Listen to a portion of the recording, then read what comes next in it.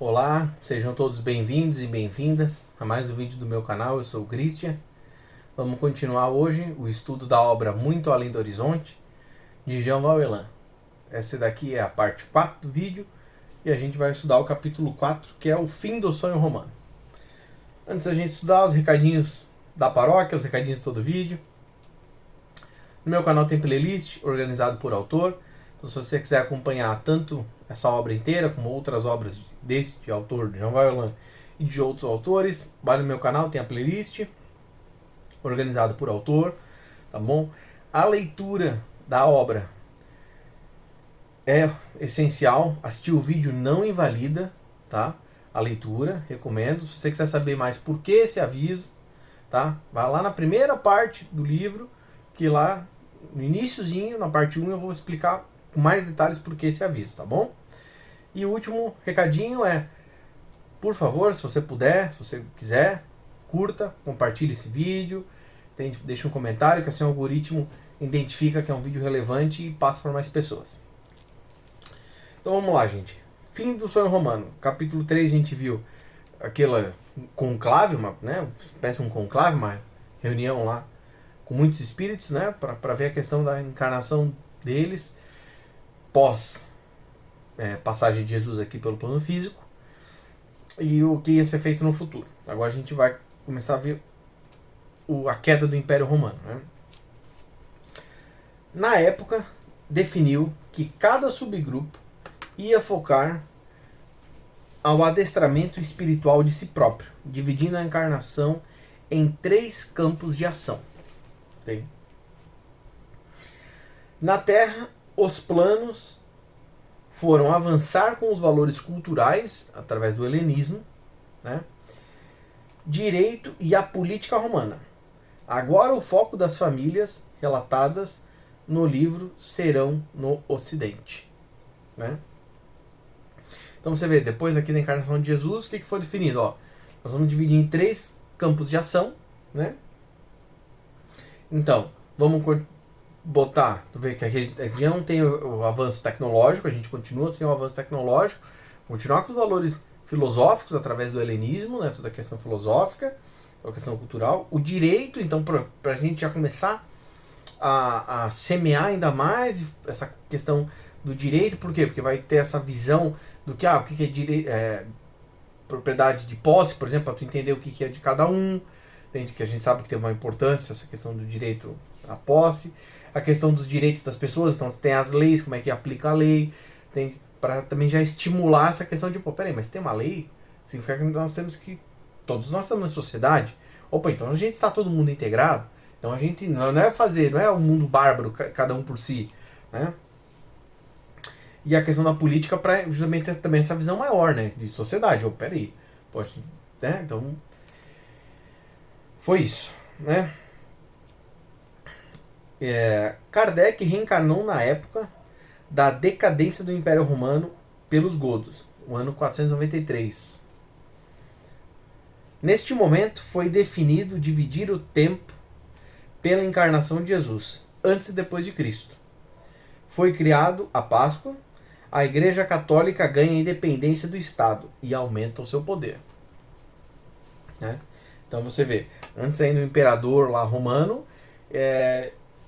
tinha muito poder. Então a igreja vai ganhando força e se desmembra do Estado e começa a virar um terceiro poder, né? Então tem o pilar do segundo poder, né? Porque tem o pilar do Estado, que é do imperador, né? Do rico, e agora tem um segundo poder, que é o poder da igreja. Então o Papa vai ter força, não está subjugado mais ao imperador.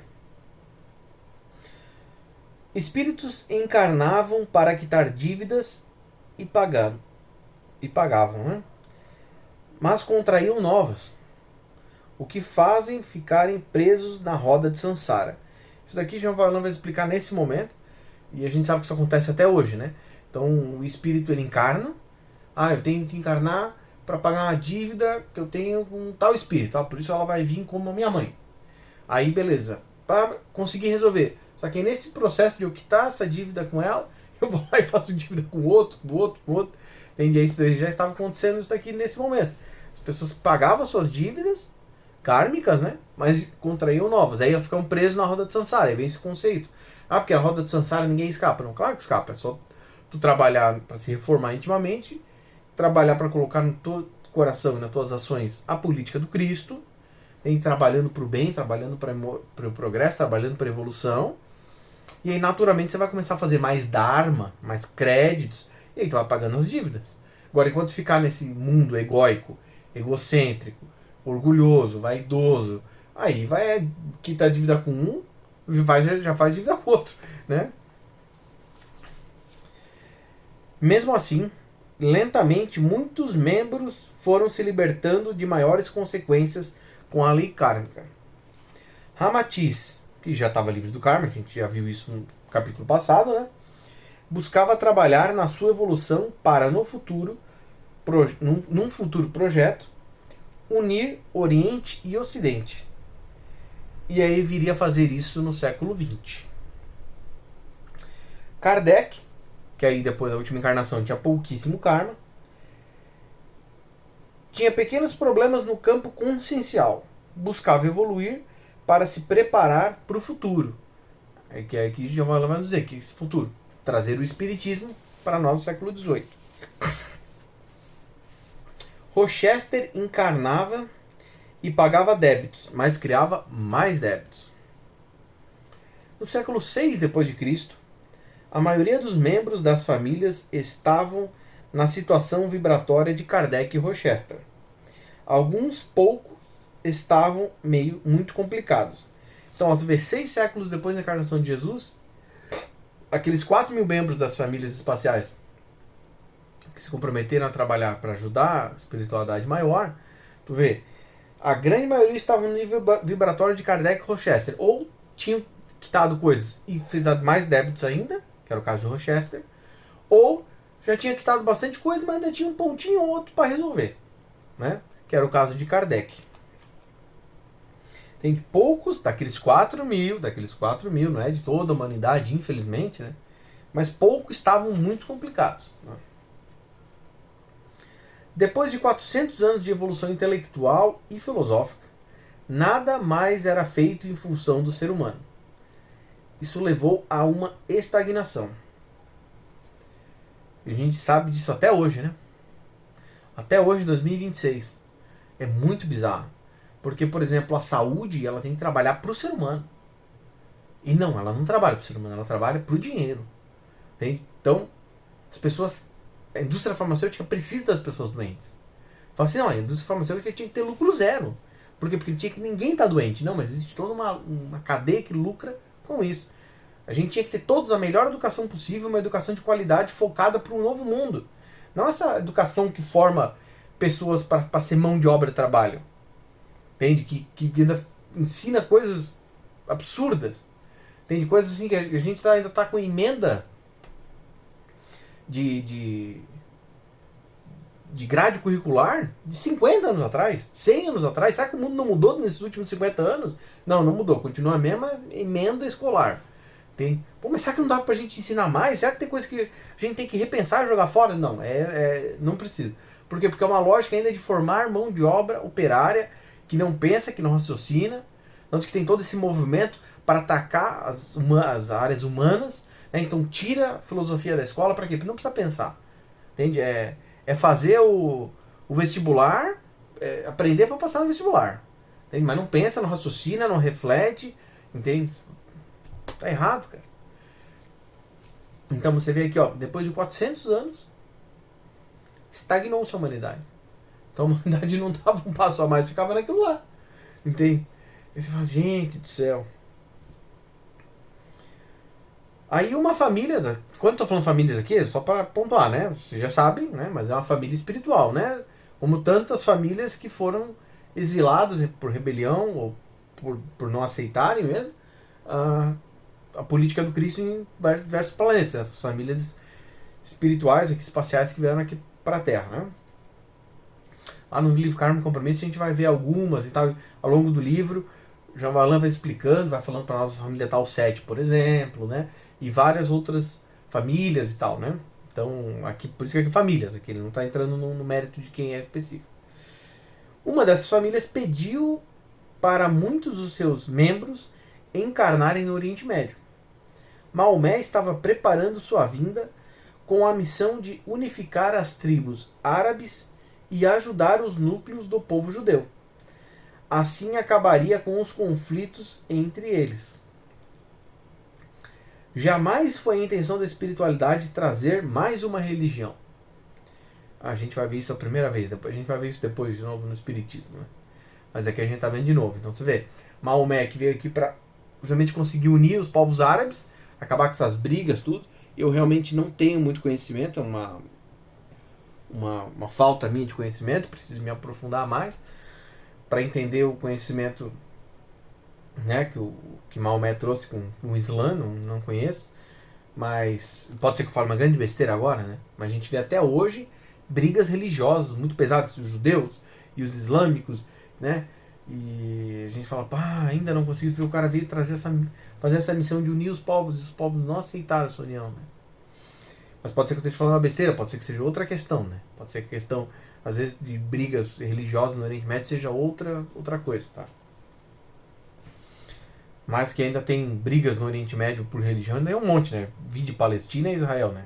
Só para dar um exemplo, né?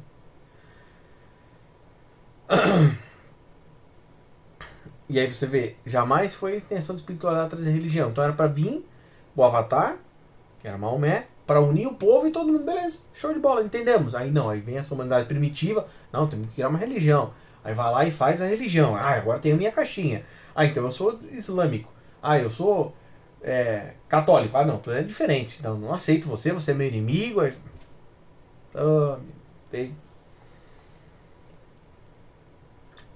Ele invadiu Meca com a ajuda dos judeus. Ele, que aqui é Maomé, né? Ele quis implantar pela força o que julgava ser a revelação do alto. Quis ser legislador, profeta, como Moisés. Mesmo assim, ele teve lindas lições de amor, respeito fraterno e tolerância.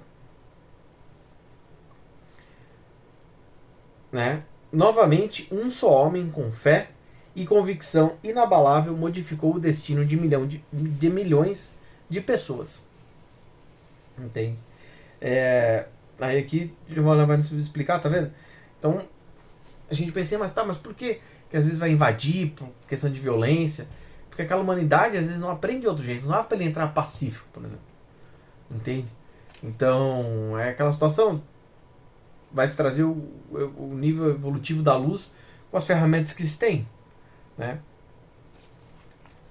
Mas da mesma maneira que às vezes ele teve um pouco na mão pesada, como vai até aqui nas anotações, né?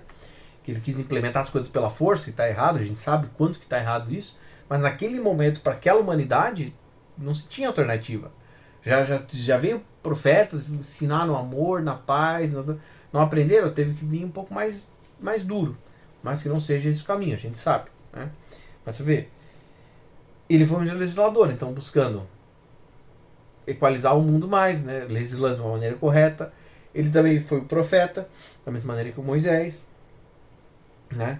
E teve grandes lições de amor para todo o povo, de respeito, né? De fraterno. E aí essa coisa, a gente vai ver isso aqui, a gente vai ver também de novo, por exemplo, na encarnação de Napoleão, na encarnação de próprio Jesus, óbvio, né? De como uma pessoa realmente comprometida com a espiritualidade maior, trabalhando para tal, consegue gerar um impacto em milhões de vidas, né? Que aí Maomé tem esse objetivo aí, né? Alcançado, né? Então, até hoje a gente tem a religião muçulmana aí, né?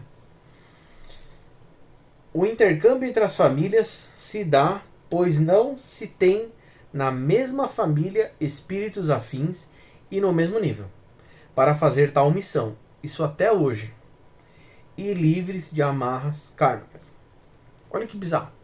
Então, teve que se mesclar famílias, o que é muito bom pra gente aprender a viver com o diferente, viver todos unidos, né?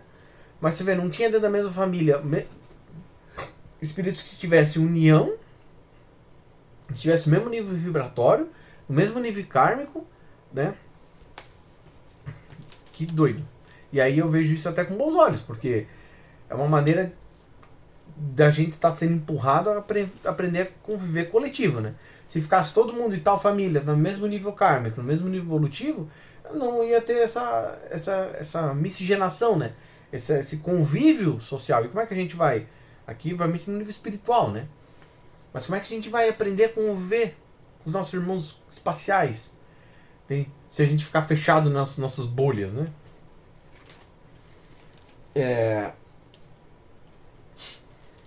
Um grupo bem menor, cerca de 560 membros, passou a compor o centro de avaliações da situação do mundo.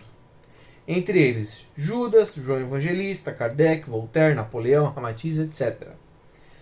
Para conversar como poderiam encarnar e não repetir os mesmos erros.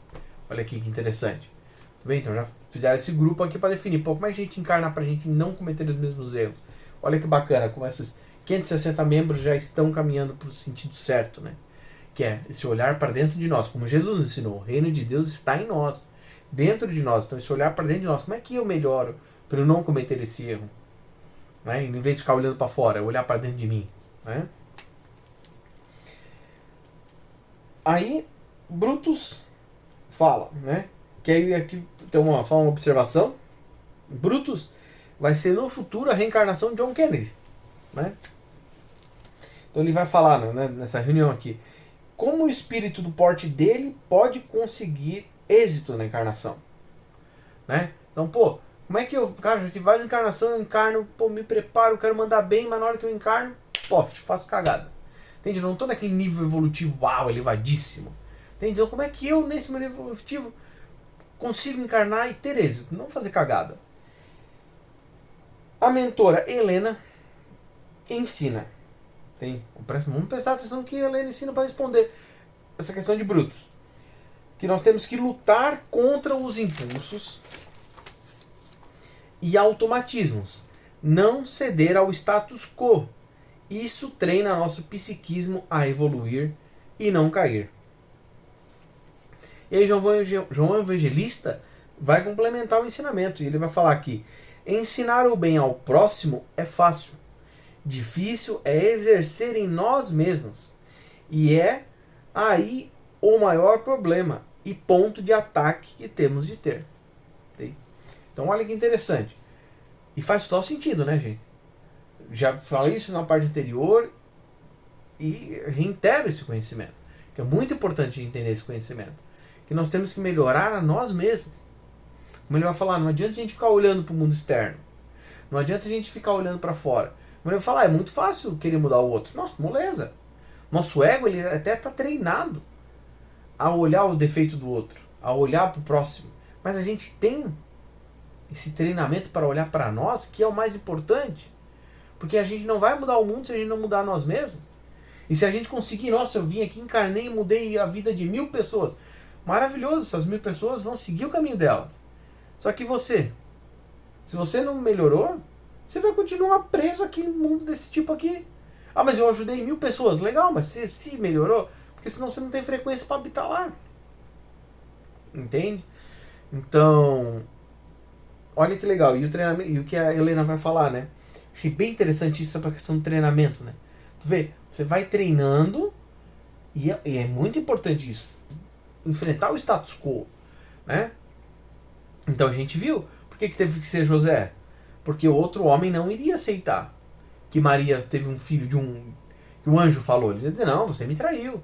Então quando José fez isso, enfrentou o status quo, dizer, não, cara, vou seguir meu coração. A minha intuição tá certa, eu vi o anjo, falei com o anjo, então vou acreditar. Vou confiar na minha esposa. Enfrentou o status quo. Não fez o que? Não, na verdade foi adúltera e agora vamos tomar as medidas. Entende? Então olha a importância da gente sair dessa zona de conforto. E como é que o mundo funciona? Ah, o mundo funciona assim, tem corrupção. Ah, então vou me corromper também. Não, de jeito nenhum. Se você se corromper também, vai manter o mundo do jeito que tá. Vamos construir um mundo melhor? Vamos construir um mundo diferente? Vamos. Então a gente vai ter que viver de forma diferente. Viver de forma melhor.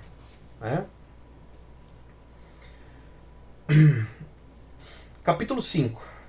Fantasmas do passado. A gente está no século VI. Espíritos minimamente equilibrados buscam a vida em mosteiros para ficar longe da barbárie do mundo. Então aqui a coisa está tão complicada nesse momento que espíritos que estão buscando melhorar, buscando evoluir, eles não conseguem habitar o mundo normal. Porque o nível de barbaridade é tão grande que eles vão buscar a vida monástica para se afastar um pouco dessa loucura e conseguir efetivamente trabalhar para a sua evolução, para o seu progresso espiritual. Porque se estiver inserido no mundo mesmo, não rolava. Então olha, imagina o nível de loucura que estava. Imagina o nível de loucura. Não que hoje esteja muito diferente, né? Porque você começa a ir na rua, você se abre para o espiritual, você tem mais sensibilidade de energias, tem locais que você não consegue ficar. Tem locais extremamente complicados. Entende? Só que a gente ainda consegue habitar no mundo aqui normal. Não está tendo que se recolher para uma vida monástica, né?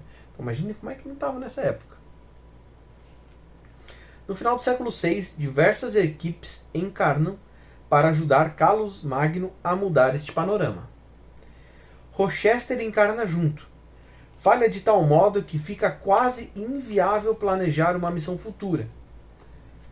Ele evoluiu intelectualmente e o uso indevido só se complicou. Por conta disso, ele desligou-se temporariamente das missões para não atrapalhar. Aí ele consegue ajudar estando desencarnado, mesmo em locais difíceis. Mas na carne não. Na carne é a luta individual. Então, Carlos Magno vem com essa missão de ajudar aqui global, né? Ajudar planetariamente, uma grande missão. E aí você vê, Rochester encarna junto e ele tem um conhecimento intelectual muito avançado para aquele momento, né? E aí, em vez de usar esse conhecimento intelectual para ajudar o progresso, ele se atrapalha e se endivida ainda mais. A gente vai ver ao longo do tempo que tu vê aqui foi o primeiro momento onde ele é afastado. E não é porque Deus está punindo ele, é porque ele está no nível de vibração tão baixo que se ele efetivamente quiser participar das reuniões para trabalhar ativamente nas missões da luz, ele vai mais só atrapalhar. E a gente vai ver lá na frente, vai chegar um momento que ele não vai conseguir nem participar das reuniões, porque ele vai estar no nível de vibração tão difícil que ele não vai conseguir se elevar para ir na reunião. Entende? Mas uma coisa interessante é que mesmo onde ele está vibrando, ele ainda está trabalhando para a luz aonde ele está. Ah, eu não sou o melhor trabalhador, vibrando amor puro o tempo inteiro. Mas ele ainda está em regiões mais densas, mas ainda trabalhando para a luz. A gente vai ver lá na frente. Tem dele tendo contato com espíritos naquele nível evolutivo e trabalhando para a luz ali, né? Que é uma coisa boa, né? Pelo menos, né? Não se afundou assim mesmo, uau, tá lá no umbral e fica lá e tudo mais, né? Então você vê, isso demonstrava que ele estava lutando para se melhorar, mas estava seguindo o caminho dele, né? Que às vezes a luta não é fácil e não é uma luta de uma encarnação só, né?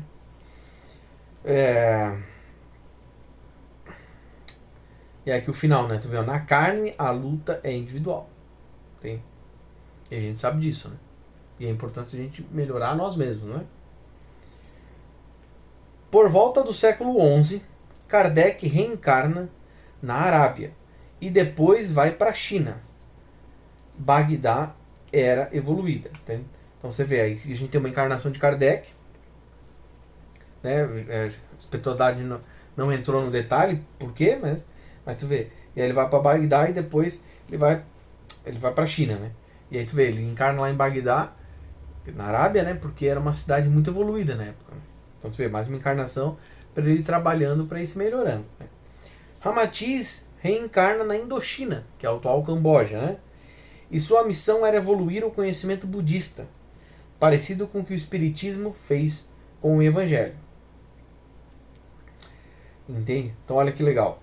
Encarnou lá, a gente sabe que Ramatiz tem uma grande união, uma grande ligação, né, com o povo do Oriente, né? Então, olha que bacana. A Rota da Seda vai ser usada para tentar unir o Oriente com o Ocidente. Entende? Então, tu vê, mais uma vez, a gente viu isso bastante no Caminho e Compromisso, como questões, às vezes, físicas, mundanas, é utilizado pela espiritualidade maior para costurar um propósito espiritual, né? Então você vê, tem a Rota da Seda, uau, então a gente vai ganhar muito dinheiro, então vai ter comércio. Opa, então a gente está levando o conhecimento do Oriente para o Ocidente, filosofias, culturas e vice-versa, né? Então olha que bacana. Kardec reencarna na época mais difícil da Igreja para ajudar Jean Hus, que viveu entre 1369 e 1415. Ele é queimado como herege, seu amigo e trabalhador pelos mesmos ideais Jerônimo, de Praga, que era a reencarnação de Judas. Entende? Então você vê, Judas reencarnou nesse momento como Jerônimo de Praga para ajudar aqui, né? E ele é queimado 2 anos depois, entende? De Jean Hus. Pelo mesmo motivo, tá vendo?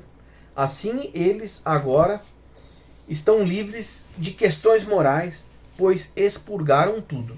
Começa a reconquista deles de serem cidadãos cósmicos. Então, olha que maravilha. Nesse momento, Kardec, zero karma, entende?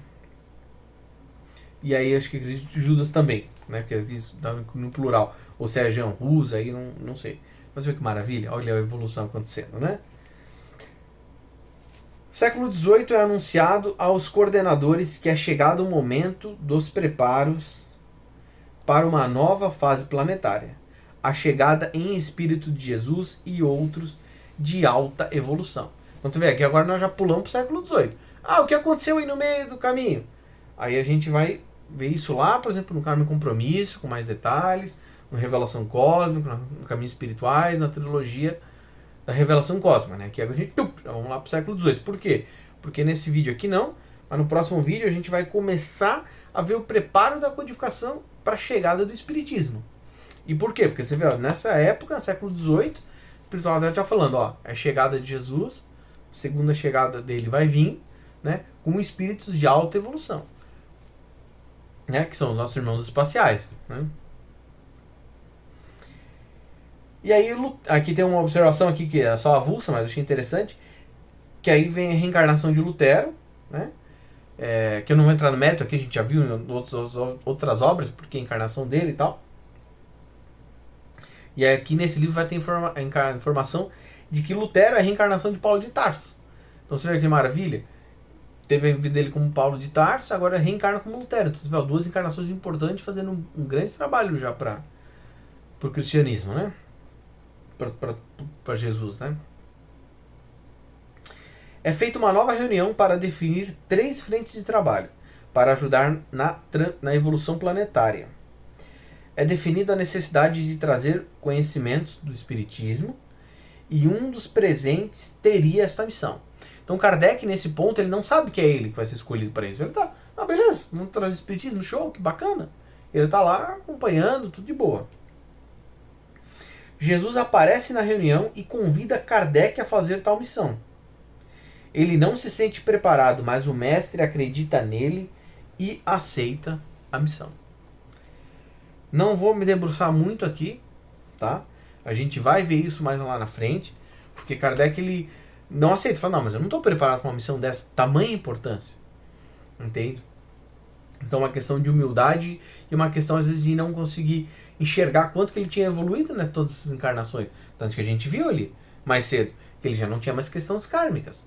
Então tu vê, desse ponto para frente ele vai encarnar para ajudar a humanidade. Não é mais obrigação dele encarnar. Então ele está vindo aqui por missão. Olha que maravilha. E aí próprio Jesus escolheu ele. Aí a gente fala assim, não posso dizer não, pô. Se Jesus me escolheu, tem algum motivo. Ele viu que eu tenho capacidade para isso. Mas você vê, mesmo ele, no plano espiritual, você vê, ficou com medo da missão. Ficou preocupado. Mas fez. Então é importante para nós, de mostrar para nós, como mesmo às vezes a gente um pouco preocupado e temeroso, a gente tem que ter essa coragem e essa audácia e buscar e batalhar para construir um mundo novo. Que nós vimos lá, lembra? A pergunta de Brutus, como é que eu faço para melhorar? Evolua, luta contra o seu status quo, luta contra as coisas que são normais da sociedade, que teu coração está dizendo que está errado, então faça diferente. Então olha que bacana.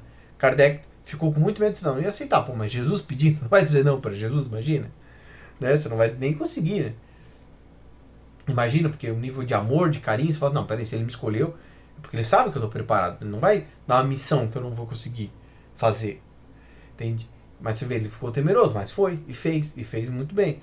Não fez mais porque não deixaram, né? Então a gente vai estudar isso no futuro, nesse vídeo aqui ainda não. Entende? Mas é isso aí, gente. Meia hora de vídeo. Esses 2 capítulos um pouquinho menor, mas que bom, porque não estouramos a meia hora.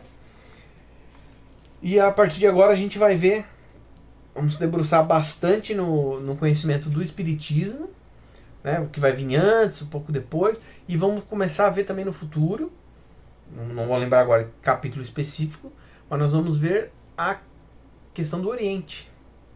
Tem? E aí como é que a gente vai ligar todos esses caras aí? O que vai acontecer com o Rochester no meio desse caminho? Tem? E Ramatiz, tem? Então, vai ter bastante coisa bacana pra gente aprender ainda.